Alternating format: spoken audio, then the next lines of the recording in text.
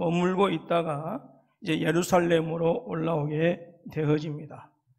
그리고 이제 예루살렘의 공회에서 변론한 후에 공회가 큰 소란이 일어나는 모습을 보게 됩니다. 바리새인과 사두개인들이 나뉘어져서 그들 사이에 큰 다툼이 일어나게 되어지고, 또 마치 사도 바울을 죽일 것처럼 이 공회의 분위기는 험악하게 변합니다.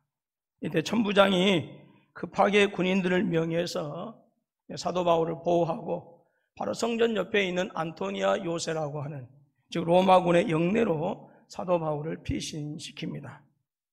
이때 주님께서 사도 바울에게 나타나셔서 그렇게 말씀합니다. 담대하라. 내가 예루살렘에서 나의 일을 증언한 것 같이 로마에서도 증언하리라 라고 말씀하시는 것이 오늘 본문의 말씀입니다. 말씀드렸던 것처럼 사도 바울은 지인들의 반대에도 불구하고 가이사랴에 머물지 않고 기어코 예루살렘으로 돌아옵니다. 그러나 불과 며칠이 지나지 않아서 대적들에게 잡히게 되어지는데 그 분위기는 정말로 험악합니다. 22절로 25절 말씀을 보면 우리 다 같이 함께 읽어보도록 할까요? 시작. 이 말하는 것까지 그들이 듣다가 소리질러 이르되 이러한 자는 세상에서 없애버리자, 살려둘 자가 아니라 하여 떠들며 옷을 벗어 던지고 티끌을 공중에 날리니 천부장이 바울을 영내로 데려가라 명하고 그들이 무슨 일로 그에 대하여 떠드는지 알고자 하여 채찍질하며 신문하라 한데 가죽줄로 바울을 매니 말씀합니다. 분명히 천부장의 도움이 없었다고 한다면 사도 바울은 그 자리에서 비참한 죽음을 당하고 말았을 것입니다. 사도 바울은 그 이튿날 이번에는 공회로 끌려나갑니다. 그리고 그 공회에서 이제 자신의 신앙을 변호합니다. 이날 역시 험악한 분위기로 끝을 맺습니다. 10절 말씀 보니까 큰 분쟁이 생기니 천부장은 바울이 그들에게 찢겨질까 하여 군인을 명하여 내려가 무리 가운데서 빼앗아 가지고 영내로 들어가라 하니라 합니다. 바울을 죽이고자 하는 사람들의 세력은 예수님을 십자가에 못 박았던 그런 사람들입니다. 이들은 예루살렘의 최고의 권력자들이었고요. 복음에 대한 적개심은 예수님 때에나 지금이나 변한 게 하나도 없었습니다. 바울을 죽일 수만 있다면 지금 당장이라도 죽여야 분이 풀리는 그런 사람들이었어요. 그런데 이들뿐만이 아닙니다. 오늘 말씀 보니까 12절로 13절 말씀이 읽진 않았습니다만은 바울이 죽든지 아니면 우리가 죽든지 둘 중에 하나는 반드시 죽어야 된다라고 하는 최악의 적개심을 가지고 바울을 죽일 수 있는 기회를 지금 보고 있는 그런 악한 자들도 있었습니다. 12절 13절 말씀 보니까 날이 새매에 유대인들이 당을 지어 맹세하되 바울을 죽이기 전에는 먹지도 아니하고 마시지도 아니하겠다 하고 이같이 동맹한 자가 40여 명이더라 말씀합니다. 사방을 둘러보아도 오직 바울을 죽이려고 하는 대적들 뿐이었습니다. 어느 누구도 악한 유대인들의 손아귀에서 이 사도 바울을 안전하게 지켜줄 수 있는 보호막이 되어주지 못한 그런 형편이었어요. 사도 바울은 그동안 전도 여행을 하면서 숱한 고난을 겪었던 사람입니다. 헤아릴 수 없는 핍박을 받은 그런 바울이었지만 이번처럼 예루살렘의 한복판에서 유다의 모든 권력자들과 수많은 그 대적자들이, 유대인 대적자들이 있어서 마치 거대한 폭풍과도 같이 자신을 향해 덮쳐오는 것 같은 이러한 일은 처음 겪는 일이었어요. 지금 사도 바울은 유대인들의 그 분노와 적개심, 그리고 걷잡을 수 없는 이 살해의 위협이라고 하는 이 거대한 폭풍의 한가운데에서 언제 침몰할지 모르는 기 없는 배와 같은 무방비 상태에 있습니다. 지금 사도 바울은 내일을 장담할 수 없는 일촉즉발의 위기에 지금 직면하여 있는 것입니다. 이러한 때에 우리 주님께서 그 밤에 오셔서 다짜고짜 말씀하십니다. 담대하라 라고 하는 거였어요. 여러분, 이러한 상황에서 어떻게 담대할 수 있겠습니까? 나를 죽이려고 하는 사람들이 눈에 불을 켜고 죽일 기회만 살피고 있는데 그 어떤 도움도 받을 수 없는 상황에서 어떻게 두려움이 없이 불안과 걱정이 없이 담대할 수 있겠느냐라고 하는 것입니다. 사도 바울이 원래 가지고 있었던 이 로마의 시민권 때문에 담대할 수 있었을까요? 아니면 천부장이 사도 바울을 지켜주고 있었기 때문에 담대할 수 있었을까요?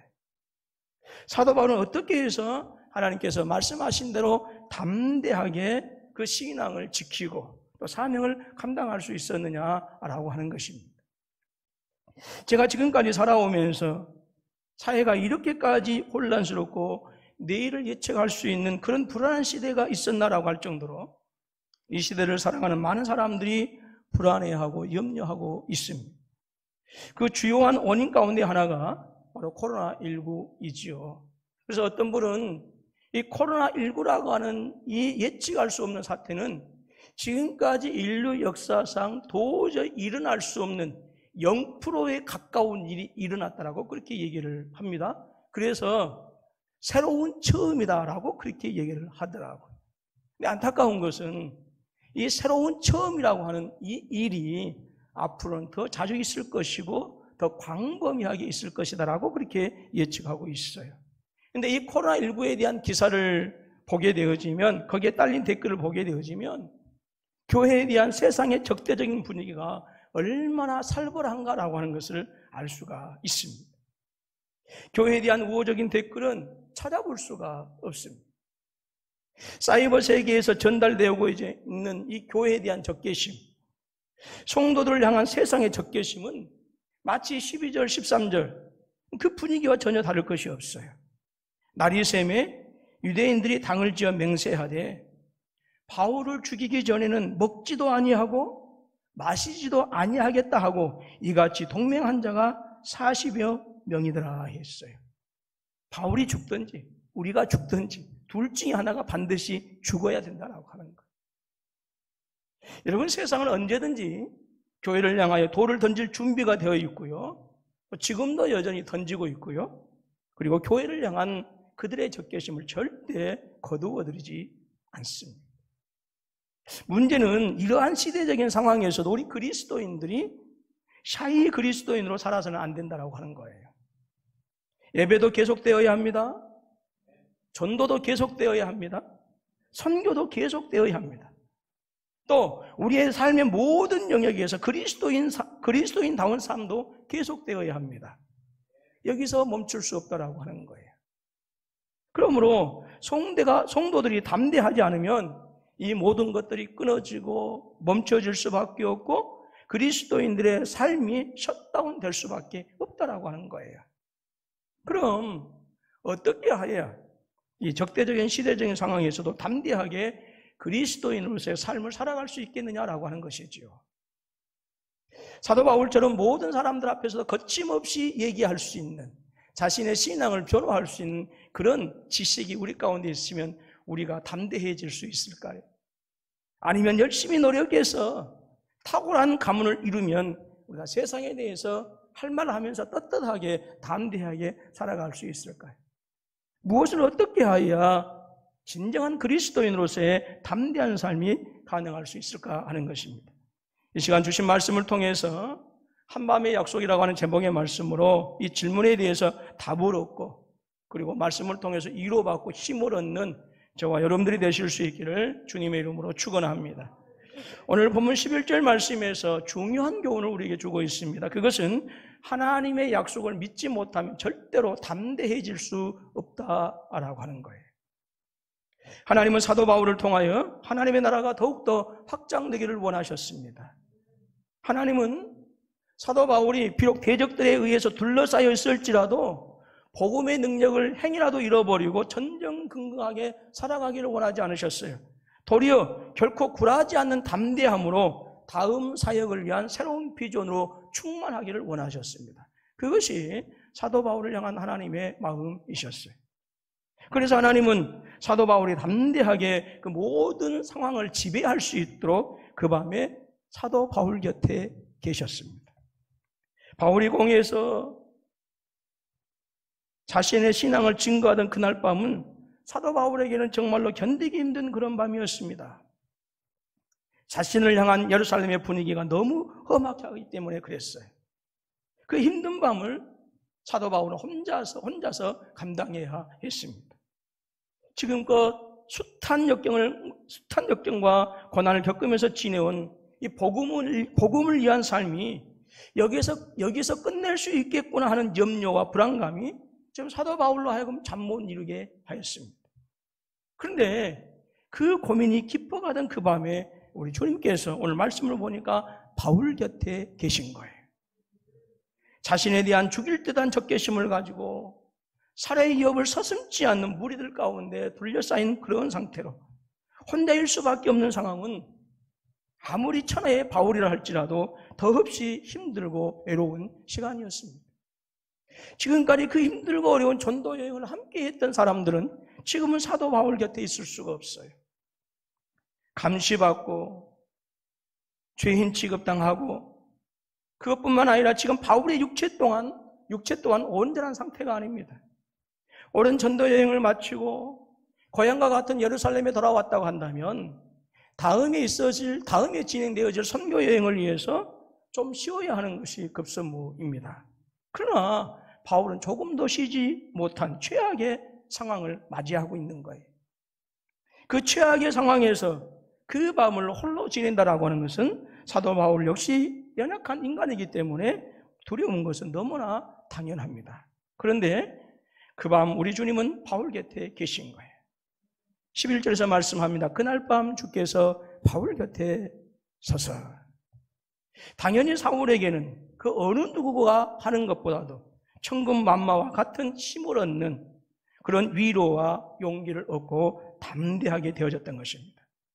그리고 우리 주님은 사도 바울로 하여금 더욱더 담대할 수 있도록 지켜주시겠다고 약속하고 있습니다. 11절 말씀 보니까 담대하라, 내가 예루살렘에서 나의 일을 증언한 것 같이 로마에서도 증언하여야 하리라 말씀합니다. 로마에서도 증언하여야 하리라라고 하는 이 말씀은 지금 현재 네가 비록 사나운 이리 가운데 던져진 어린 양과 같은 정말로 견디기 힘든 그런 상황이라 할지라도 걱정하지 말아라. 내가 너를 지켜줄 것이다. 저들이 아무리 살기 등등하여 너를 죽인다 할지라도 내가 그들을 막아줄 것이다. 너는 어떠한 상함도 없이 해함도 없이 로마까지 가게 될 것이고 그곳에서 복음을 증거하게 되어질 것이다 라고 하는 그 약속을 사도 바울에게 주신 거예요. 하나님은 바울로 하여금 어떠한 상황에서도 불안해하거나 염려하지 않고 도리어 담대하게 복음을 전할 수 있도록 사도 바울이 가야 할 목적지를 분명하게 정해 주셨고 그곳까지 지켜주시겠다 약속하신 거예요. 만약 그 밤에 우리 주님의 약속이 없으셨다고 한다면 그곳에서 거의 감옥과 다름없는 그 5년 동안의 생활은 사도 바울에게 있어서 어느 고통보다 더한 고통의 세월이었을 것이고 그리고 불안과 염려로 가득한 5년의 시간이 되었을 수밖에 없을 것입니다. 그러나 하나님께서 너무나 분명하게 약속하여 주셨기 때문에 온 예루살렘이 사도 바울을 죽이기 위해서 혈안이 되어 있을지라도 사도 바울은 담대하게 주어진 사명을 감당해 갈 수 있었던 것입니다. 여러분, 우리 하나님은 신실하신 하나님이십니다. 약속을 반드시 지키시는 신실하신 하나님, 그분이 바로 저와 여러분의 하나님이신 줄로 믿습니다. 민수기서 23장 19절 말씀을 우리 같이 함께 읽습니다. 민수기서 시작. 하나님은 사람이 아니시니 거짓말을 하지 않으시고 인생이 아니시니 후회가 없으시도다. 어찌 그 말씀하신 바를 행하지 않으시며 하신 말씀을 실행하지 않으시랴. 믿습니다. 여러분, 오늘 우리에게 오셔서 당신의 백성들과 영원히 함께 하시겠다고 약속하시고 그 약속을 신실하게 지키시고 진행시키신 분이 계십니다. 바로 나의 구주, 나의 하나님 예수 그리스도이십니다. 마태복음 28장 18절 20절 말씀 우리가 너무나 잘 아는 말씀인데요. 우리 같이 함께 읽습니다. 시작.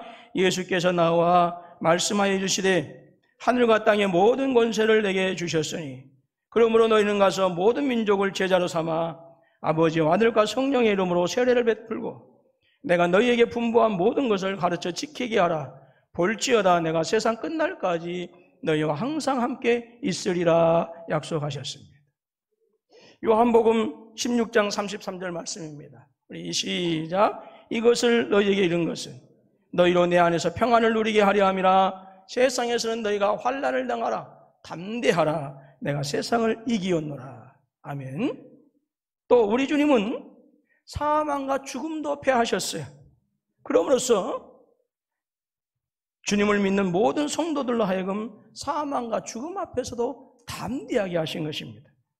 디모데후서 1장 10절 말씀 보니까 이제는 우리 구주 예수 그리스도의 나타나심으로 말미암아 나타났으니 그는 사망을 패하시고 복음으로써 생명과 썩지 아니할 것을 드러내신지라 말씀하셨어요. 여러분, 사망과 죽음에 대해서만 담대하게 하신 것이 아니라 하나님의 은혜의 보좌 앞에도 담대히 나아갈 수 있도록 우리 주님께서 우리에게 복 주셨습니다. 히브리서 4장 16절 말씀을 우리 같이 읽습니다. 시작. 그러므로 우리는 긍휼하심을 받고 때를 따라 돕는 은혜를 얻기 위하여 은혜의 보좌 앞에 담대히 나아갈 것이니라. 아멘. 여러분, 이 모든 일은 우리 주님 예수 그리스도께서 저와 여러분들을 위하여 십자가에서 죽으심으로 허락하신 하나님의 은혜요 사랑입니다. 여러분, 그렇기 때문에 하나님의 약속을 믿을 때의 성도들은 비로소 담대해질 수 있는 것입니다. 여러분, 하나님의 약속을 믿지 못하면 그 어느 누구라 하더라도 결단코 담대해질 수 없어요. 바울은 근래 며칠 사이에 일어난 일들로 인해서 그 밤에 잠을 이룰 수 없었습니다. 자신을 향한 유대인들의 분노와 적개심은 상상 이상이었습니다. 사내들인 공회의 분위기는 정말로 험악했습니다. 아마도 그들은 예수님을 십자가에 못 박아야 한다고 했던 그 과거의 모습처럼 사도 바울을 향한 적개심도 그와 똑같았을 것입니다. 많은 시간이 지났지만 예수님을 십자가에 못 박았던 유대인들의 야만성과 유대인들의 폭력성은 여전히 변하지 않냐고 한결같았어요. 지금 바울의 심정은 늑대 우리 안에 던져진, 그래서 아무런 저항할 힘도 없는 어린 양과 같은 그런 심정입니다. 이제 바울이 할 수 있는 것은 아무것도 없었어요. 단 한 가지밖에 없었습니다. 그것은 그 밤에 자기에게 오셔서 약속하신 하나님의 약속을 믿는 것. 그것 말고는 사도 바울이 할 수 있는 다른 방법은 아무것도 없었어요. 사도 바울은 하나님의 약속을 확실하게 붙잡았습니다. 사도 바울은 자신과 같은 신분인 바리새인들에게 자신의 안전을 청탁하지 않았어요. 부탁하지 않았어요. 또 로마 군인의 천부장에게 자신의 신분을 조금 책임져 달라고 맡기지 않았습니다. 여러분, 사도 바울이 그 살벌한 현장에서도 담대할 수 있었던 것은 그가 가지고 있었던 탁월한 지식 때문이 아니라 지키시고 보호하신다라고 하는 하나님의 약속을 믿었기 때문에 그 살벌한 현장에서 담대할 수 있었던 것입니다. 천부장이 보호해 주었기 때문에 담대한 것이 아니라 로마에게까지 가서 복음을 전해야 하리라고 하는 이 하나님의 약속을 믿었기 때문에 그 험악한 현장에서 주눅들지 않는 담대함이 그에게 있었던 거예요. 사도 바울은 하나님의 약속에 자신의 운명을 맡겼습니다. 사도 바울은 하나님의 약속에 자신의 미래를 걸었고 이 하나님의 약속에 자신의 삶을 의탁한 거예요. 하나님은 바울의 그 믿음을 보시고서 바울을 담대하게 하신 것입니다. 유대인과 어떤 로마의 권력자들이 할지라도 결코 두렵지 않는 담대함으로 사도 바울에게 채워주신 거예요. 여러분, 하나님의 약속을 믿는 믿음만이 성도들로 하여금, 저와 여러분들로 하여금 담대하게 하는 줄로 믿습니다. 여러분, 이 코로나19가 아니라 하더라도 우리의 삶이나 또 나의 직장과 산업을 이 세상에 의지할 수는 없습니다.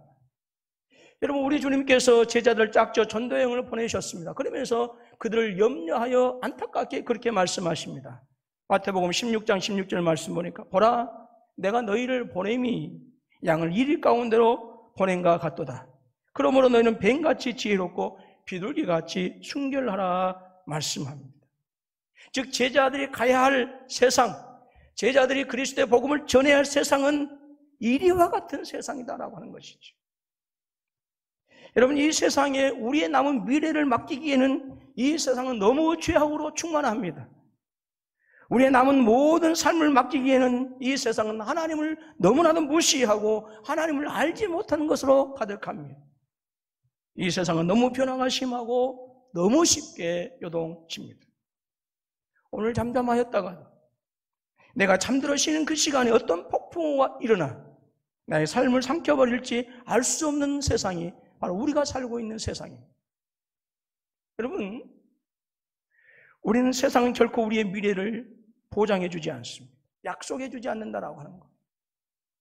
세상은 결코 나의 삶을 보장해 주지 않습니다. 세상은 결코 나의 운명을 책임져 주지 않습니다. 이 세상이 결코 하나님의 사람들을 책임져 줄 수 없는 것은 이 세상의 왕은 사탄이요 마귀이기 때문에 그렇고 결국은 하나님의 심판을 받을 수밖에 없는 심판의 대상이기 때문에 그렇습니다. 계시록 14장 8절 말씀을 우리 같이 함께 읽습니다. 시작. 또 다른 천사 곧 둘째가 그 뒤를 따라 말하되 무너졌도다 무너졌도다 큰 성 바벨론이여 모든 나라에게 그의 은맹으로 말미암아 진노의 포도주를 먹이던 자로다 하더라 그랬어요. 무너졌도다 무너졌도다 큰 성 바벨론이여. 바벨론은 어디를 얘기하고 있어요? 이 세상입니다. 이 세상이 결국 하나님의 심판을 받아서 무너지기 때문에 믿음의 사람들의 삶과 미래와 그들의 모든 것들을 결코 세상이 책임져 주지 못한다라고 하는 거예요. 여러분, 그렇기 때문에 오직 말씀으로 세상을 창조하시고 지금도 살아계셔서 말씀으로 온 우주 만물을 붙들고 계시는 전능하신 나의 하나님, 예수 그리스도를 형벌 대속적 죽음에 내어놓으심으로 저와 여러분들을 영원한 당신의 자녀 삼으신 그 하나님에게 나의 삶을 의탁하는 것이 그분의 약속을 믿는 것이고 온갖 불안과 염려로 가득한 나의 삶을 담대하게 할 수 있는 유일한 비결, 그 한 가지밖에 없습니다. 하나님은 저와 여러분들을 이 세상에는 감당할 수 없는 놀라운 사랑으로 하나님의 자녀 삼으신 줄로 믿습니다. 그리고 오늘 저와 여러분들을 하나님의 보좌에 앉은 것과 같이 존귀하게 회복시켜 주셨어요. 그것은 오직 우리 주님 예수 그리스도의 십자가의 은혜를 통해서 주신 신비로운 은혜요 사랑인 줄로 믿습니다. 그렇기 때문에 여러분, 사탄의 세력이 아무리 강력하다 할지라도 결코 저와 여러분들을 삼킬 수 없고 무너뜨릴 수 없고 망하게 할 수 없습니다. 우리 성도님들이 너무나 좋아하시는 로마서 8장 38절로 39절 말씀을 함께 읽습니다. 시작. 내가 확신하노니 사망이나 생명이나 천사들이나 권세자들이나 현재일이나 장래일이나 능력이나 높음이나 깊음이나 다른 어떤 피조물이라도 우리를 우리 주 그리스도 예수 안에 있는 하나님의 사랑에서 끊을 수 없으리라. 아멘. 그러므로 누가 진정으로 담대할 수 있습니까? 바로 하나님의 약속을 신뢰하는 그 성도들이 담대할 수 있는 거예요. 계시록에 나타난 7교회에 주시는 말씀은 바로 이 시대를 살아가는 저와 여러분들에게 주시는 하나님의 말씀입니다. 그 중에서도 2장 7절 말씀과 10절 말씀을 같이 함께 읽겠습니다. 시작. 귀 있는 자는 성령이 교회들에게 하시는 말씀을 들을지어다. 이기는 그에게는 내가 하나님의 낙원에 있는 생명나무의 열매를 주어 먹게 하리라. 내가 죽도록 충성하라. 그리하면 내가 생명의 관을 내게 주리라 말씀하셨어요. 우리 사랑하는 군포서북교회 성도 여러분, 세상이 지금처럼 불안하고 나의 가정사와 그 모든 나에게 관계되어진 일들이 잘 풀리지 아니하고 얽히고 설킬 때 두려움이라고 하는 것이 한밤중에 깊은 흑암처럼 우리의 심령 가운데 임할 수 있다고 하는 거예요. 그때 저와 여러분들이 반드시 잊지 말고 기억해야 할 것이 있습니다. 그것은 우리 주님께서 저와 여러분들 한치도 떠나지 않으시고 함께 하시고 저와 여러분들을 붙들어 주신다라고 하는 거예요. 성경의 인물들이 하나님의 약속을 믿을 때는 망령되게 행하지 않았습니다. 그러나 하나님의 약속을 믿지 않았을 때는 그들의 삶은 여지없이 망령된 삶으로 추락하고 말았어요. 이것은 믿음의 조상이라고 하는 아브라함도 예외가 아니었습니다. 하나님의 약속을 분명하게 믿는 사람들은 결국은 약속의 땅을 자신들의 지경으로 삼을 수 있었어요. 갈렙과 여호수아가 그 대표적인 사람들입니다. 그러나 하나님의 약속을 믿는 자들은, 하나님의 약속을 믿지 않는 자들은 그들의 간장이 녹았습니다. 마음이 무너졌습니다. 겁에 질리고 통곡하면서 인생의 밤을 지새워야 했습니다. 그리고 결국은 거친 광야가 그들의 무덤이 되고 말았어요. 여러분, 믿음은 영혼의 눈입니다. 우리는 그 눈을 통해서 그리스도를 보는 거예요. 여러분, 믿음은 영혼의 발입니다. 우리는 그 발을 통해서 그리스도에게 달려가는 것입니다. 믿음은 영혼의 팔입니다. 우리는 그 팔로 그리스도를 포옹하고요. 믿음은 영혼의 손입니다. 우리는 이 손으로 그리스도를 붙잡는 거예요. 믿음은 영혼의 입술입니다. 우리는 그 입술로 그리스도를 입맞추고요. 믿음은 영혼의 입입니다. 우리는 이 입으로 그리스도를 증거하는 거예요. 믿음은 영혼의 심장입니다. 우리는 이 심장으로 강하고 담대하게 되어져요. 여러분, 믿음이라고 하는 것은 작은 신문을 보고 큰 바다가 있음을 믿는 거예요. 아는 거예요. 저와 여러분들이 적대적인 세상에 살면서도 예배하고 선교하고 그리스도의 삶을 살아갈 수 있는 담대함은 오늘 우리에게 지식이 있다고 해서 생기는 것이 아니에요. 노력해서 저와 여러분들의 탁월한 가문을 이루었다고 해서 세상이 두렵지 않는 복음의 능력과 담대함이 생기는 것이 아니다라고 하는 거예요. 오직 한 가지밖에 없습니다. 하나님을 믿고 그분을 신뢰하는 것밖에 없어요. 교회가 주님이 오시는 그날까지 감당해야 할, 또 하나님의 사람들이 감당해야 될 사명이 있기 때문에 하나님께서는 끝까지 교회와 성도들을 지키시고 하나님의 약속들을 성취해 가신 줄로 믿습니다. 여러분, 하나님께서 여러분들과 함께 하심을 믿으실 수 있기를 주님의 이름으로 축원합니다. 어떠한 형편과 환경에 처해 있을지라도 사도 바울이 고민하고 잠 못 이루지 못했던 그 밤에 그의 곁에 계셨던 것처럼 하나님께서 우리와 함께 하시고, 고민하고 염려하고 내일을 알 수 없는 그 급박한 상황 속에서 내가 끝까지 너를 지켜줄 것이다 약속했던 그 약속의 하나님께서 동일하게 우리에게 약속해 주시고 우리를 붙들어 주신다라고 하는 사실을 믿음으로 붙잡으실 수 있기를 주님의 이름으로 축원합니다. 그것이 오늘 이 시대를 살아가는 저와 여러분들 하여금 또 모든 것이 예측 불가능한 이 불안한 세상에서 강하고 담대해질 수 있는 유일한 비결입니다. 여러분, 하나님의 약속을 믿는 믿음은 하나님의 사람들로 하여금 세상을 이기게 하는 담대함으로 충만하게 하는 줄로 믿습니다. 하나님께서 우리 성도들과 함께 하신다고 하는, 그리고 지키신다고 하는 분명한 약속을 여러분들 확실하게 믿으시고서요, 이 힘들고 어려운 시기를 능히 극복해가는, 그리고 여러분의 삶 속에서 승리의 찬송이 늘 울려 퍼지는 복된 역사가 함께 하실 수 있기를 주님의 이름으로 축원합니다.